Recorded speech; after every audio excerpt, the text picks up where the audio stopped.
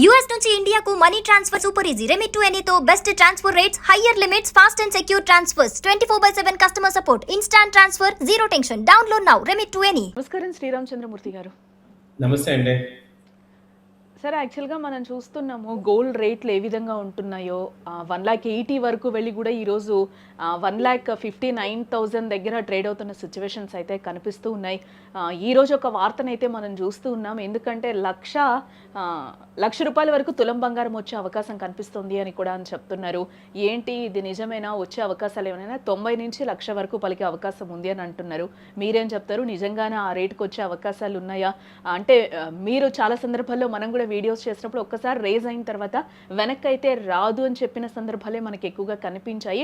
But సెటిల్డ్గా అయితే కదులుతూ ఉంటుందని అయితే చెప్పారు. ఒకసారి తగ్గిన తర్వాత కూడా గోల్డ్ రేట్ ఏంటి అసలు? యాక్చువల్గా మీరు అన్నట్టు ఇప్పుడు ప్రెసెంట్ గోల్డ్ ఇంటర్నేషనల్ రేట్ వచ్చి 5,000 దగ్గర ఉందండి, $5,000. యాక్చువల్గా మీరు చెప్పినట్టు ₹1,00,000 రావాలంటే ఇప్పుడు $2,700 వస్తే కానీ 1,00,000 రాదు. సో ఇప్పుడు $2,700 రావాలి అంటే వరల్డ్ ఎంత స్టెబిలిటీ రావాలి అంటే ఒకే పాసిబిలిటీ ఏంటంటే ఉక్రెయిన్ రష్యా ఇష్యూ సాల్వ్ అయిపోవాలి, అలాగే డాలర్ బాగా స్ట్రాంగ్ అవ్వాలి. డాలర్ బాగా స్ట్రాంగ్ అయితే ఇప్పుడు అందరూ కూడా ఏంటి, డాలర్ మీద అందరూ నెగిటివ్గా ఉన్నారు. డాలర్ని ఎవరు కూడా వరల్డ్ కరెన్సీకి యాక్సెప్ట్ చేయట్లేదు. దాదాపు 20 కరెన్సీస్ ఎవరి కాళ్ళు లోకల్ కరెన్సీలు మెయింటైన్ చేస్తున్నారు అని అనుకున్నాం. సో ఇప్పుడు కనుక డాలర్ని కనుక మళ్ళీ అందరూ కూడా వరల్డ్ కరెన్సీకి యాక్సెప్ట్ చేస్తే డాలర్ ట్రేడ్స్ కనుక అయితే మెయిన్ ఈ డాలర్ ఫియర్ వల్ల ఈ చైనా కానీ రష్యా కానీ ఇండియా కానీ ఈ యొక్క యూఎస్ డాలర్ని ఎవరు గోల్డ్ కొనడం ఎక్కువ సెంట్రల్ బ్యాంక్స్ అన్ని గోల్డ్ కొంటున్నారు. ఎప్పుడైతే సెంట్రల్ బ్యాంక్స్ గోల్డ్ కొనడం ఆపేసేసి వాళ్ళు కూడా ఉన్న గోల్డ్ని డిస్పోజ్ చేస్తుంటే అప్పుడు గోల్డ్ తగ్గే అవకాశాలు కనపడుతుంటాయి. సో అంటే వాళ్ళకి అంత స్టెబిలిటీ ఉంది, ఇబ్బంది లేదు మార్కెట్. ఎందుకంటే వాళ్ళు కూడా కరెన్సీని గోల్డ్ కొన్నాము అంటే కరెన్సీని లాక్ చేసుకోవటమే. సో అది వాళ్ళు కూడా సెల్లింగ్ చేద్దాము అని అనిపించినప్పుడు కొంత సెల్లింగ్ జరుగుతుంది అని అనుకున్నప్పుడు ఛాన్సెస్ ఉంటాయి.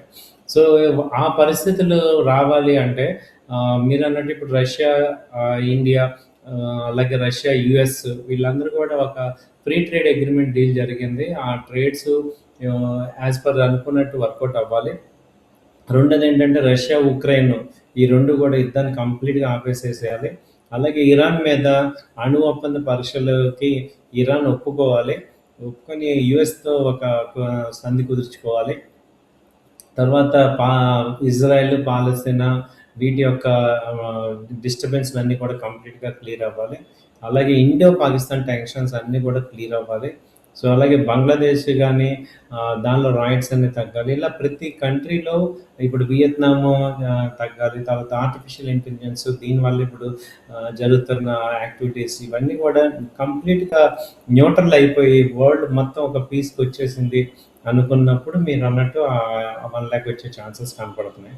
సార్, అమెరికా డాలర్లలో రష్యా వ్యాపారాన్ని తిరిగి స్టార్ట్ చేస్తే కనుక మళ్ళీ అప్పుడు మనకి 90 నుంచి ₹1,00,000 వరకు తులం బంగారం చేరే అవకాశం ఉంది అని అంటారా? మీరు చెప్పిన యుద్ధాలు కానీ ఇవన్నీ మనకి యుక్రెయిన్తో అవుతున్న యుద్ధాలు కావచ్చు, రష్యా వాళ్ళిద్దరి మధ్య ఒప్పందాలు కుదిరితే కావచ్చు, ఇవన్నీ కొంచెం సెటిల్డ్ అయితే కనుక మనం మళ్ళీ 90 నుంచి ₹1,00,000 వరకు బంగారాన్ని చూసే అవకాశం ఉంది అని అంటారా? యాక్చువల్గా ఇదేంటంటే ఇప్పుడు రష్యాని ఉక్రెయిన్ నమ్మినట్టు ఉంటారు కానీ యుఎస్ కానీ యుఎస్ఎస్ఆర్ కానీ నమ్మినట్టు ఉంటారు కానీ ఇప్పుడున్న పరిస్థితులు ఏంటంటే ఎవరి మీద కూడా కాన్ఫిడెన్స్ లేవు. కాకపోతే డాలర్ ట్రేడ్ చేస్తే ఏంటంటే అడ్వాంటేజ్ రష్యాకి ఈ యొక్క బాగా ఎకానమీ బాగా టైట్గా ఉంది కాబట్టి వాళ్ళు కొంత రిలీజ్ అవ్వాలని చూస్తుంటారు. అది కూడా టెంపరీ అవుతుంది. సో వాళ్ళు ఇటు ఏంటంటే ఇది ఇప్పుడు యుఎస్ డాలర్ని ట్రేడ్ చేయడం రష్యాకి ఇప్పుడు కంపల్సరీ అవుతుంది. ఎందుకంటే 5 ఏళ్ళ నుంచి కూడా యుద్ధం చేస్తుంది, వాళ్ళకి కూడా తీవ్రంగా నష్టం ఉంది. ఆ నష్టాన్ని కవర్ చేసుకోవడానికి రకరకాల ఆల్టర్నేటివ్స్ ఆలోచిస్తున్నారు. దీనివల్ల ఏమవుతుందంటే కొంత డాలర్కి ఫేవర్ జరిగే ఛాన్సెస్ ఉంది. కాబట్టి దానివల్ల ఇంపాక్ట్కి 1,00,000 తీసుకొచ్చేంత ఇంపాక్ట్ ఉండదు. దానిలో ఒక $500 ఒక 10,000 ఇండియన్ రూపీస్లో 15,000 1,30,000 అయితే కనపడుతుంది. బట్ అవన్నీ మెటీరియలైజ్ అవ్వాలి. ఇంకా ఇండియా యూఎస్ ట్రేడ్ డీల్ అవ్వాలన్నా మార్చ్ ఎండింగ్లో అవుతాయి. సో ఇవన్నీ జరగాలంటే ఏప్రిల్ మేలో కానీ జరగవు. కాబట్టి ఈలోపు అంటే ఒక 1,30,000, 1,25,000 అయితే కొంచెం ఒక 2-3 మంత్స్‌లో ఛాన్సెస్ ఉన్నాయి. సో పెరగటానికి ఛాన్సెస్ ఏమీ లేవా అంటే, ఇప్పుడు ఉన్న పరిస్థితుల్లో ట్రంప్ మీద ఏమైందంటే ఎప్స్టీన్ ఫైల్స్ అవ్వటం వల్ల ఆయన ఒక రకంగా బ్లాక్ అయిపోయాడనమాట. సో ఆయన నుంచి నెగెటివ్ న్యూస్‌లు వచ్చే ఛాన్సెస్ తక్కువ ఉన్నాయి. ఎందుకంటే సొంత అమెరికాలోనే బాగా నెగెటివ్ వస్తుంది కాబట్టి, ఆయన మీద ఇంపీచ్‌మెంట్ కేసులు పెట్టి ఆయన మీద ఇంకా డీల్ చేస్తే మళ్ళీ అది అన్సర్టనిటీ క్రియేట్ అయ్యి గోల్డ్ పెరిగే ఛాన్స్ ఉంది. సో సో ఈ 2 కూడా చాలా కీలకంగా ఉన్నాయి. ఎటవుతుందనేది చూడాలి. అంటే ఇప్పుడు మీరు చెప్పారు కాబట్టి ఎఫ్ఎస్టీన్ ఫైల్స్ సంబంధించి కూడా ఇప్పుడు ట్రంప్ మీద ఆ ప్రభావం కనిపించే అవకాశం ఉందని అని అంటారా సార్? అవునండి. ఉంది. అది గనక వచ్చిందనుకోండి, ఇప్పుడు దాని మీద అన్సర్టనిటీ వచ్చి డాలర్ గోల్డ్ పెరిగే ఛాన్సెస్ ఉంది. ఒకసారి ఇప్పుడు నెక్స్ట్ ఆల్టర్‌నేట్ ఎవరు? అది ఏ రేంజ్‌లో ఎళ్తుంది? గ్రావిటీ ఏంటి? ఇవన్నీ తెలుసుకోవాలి అంటే మళ్ళీ అన్సర్టనిటీ క్లియర్ అవుతది. దాని మీద ఎవరు నెక్స్టు ప్రెసిడెంట్ అవుతారు? ఏంటి? ఇదంతా కూడా కంప్లీట్ అన్సర్టనిటీకి వెళ్ళిపోతుంది. అలాగే వరల్డ్ బ్యాంక్ అధ్యక్షుడిని, ఫెడరల్ బ్యాంక్ అధ్యక్షుడిని తీసేస్తే దాని పరిణామాలు ఏంటనేది నెక్స్ట్ 2-3 మంత్స్‌లో ఒక ఇంపాక్ట్ అవుతుంది. సో ఎప్పటికప్పుడు ఏంటంటే గోల్డ్ మీద పాజిటివ్ అంటే పెరిగే సైడ్ ఎక్కువ ఉంది కానీ తగ్గే సైడ్ తక్కువ ఉంది. సో, తగ్గే సైడ్ తక్కువేమో కనిపిస్తుంది. ఏదన్నా కొంచెం తగ్గితే బై అండ్ డిప్‌లా చూసుకోవాలి గానీ, ఇంకా 1,00,000 అయిపోతుంది, 70,000కి అయిపోతుంది అనేది మైండ్ చాలామంది ఏం చేస్తారంటే, రీటైల్ క్లయింట్స్‌ని అనవసరంగా టెన్షన్ పెట్టి వాళ్ళు ఇంకా వస్తుందనుకుంటారు కానీ, ఉన్న రేటుని చేసుకోకుండా చేస్తుంటారు. జనరల్‌గా కమోడిటీస్ ఏమవుతాయంటే, ఒక రేటు పెరిగాయంటే కొంత రిట్రేస్‌మెంట్ 33% ఫిబ్రవరికి రిట్రేస్‌మెంట్ జరుగుతది గానీ, మరి 50%కి అలా దిగిపోదనమాట. సో, దానికి ఆ వెయిట్ హోల్డ్ చేస్తుంది. అబ్నార్మల్‌గా పెరిగినప్పుడు మాత్రమే 33% డౌన్ అవుతుంది. సో, మీరు సిల్వర్, గోల్డ్ చూసుకున్న 33% అంటే 2,00,000 సిల్వర్‌కి, అలాగే ఇది 1,20,000, 1,25,000 గోల్డ్‌కి ఛాన్స్ అవుతుంది. సో, 1,00,000 వచ్చే ఛాన్సెస్ చాలా తక్కువ ఉన్నాయి ఇంటర్నేషనల్ ఇప్పుడున్న పరిస్థితిలో. సార్. సార్ అంటే ఆల్రెడీ అమెరికా డాలర్లలో వాణిజ్యం నిర్వహించేందుకు ఆల్రెడీ కొన్ని సన్నాహాలు అయితే చేస్తున్నట్లుగా తెలుస్తూ ఉంది. మరి ఇవన్నీ ఓకే అయితే కనుక కొంచెం ఏమైనా గోల్డ్‌లో అటు ఇటు మార్పులు వచ్చే అవకాశం కనిపిస్తున్నాయా? అంటే ఇప్పుడు వచ్చే అవకాశం ఉందా? దానికి లేదు చాలా టైం పెట్టే అవకాశం ఉంది అని అంటారా సార్?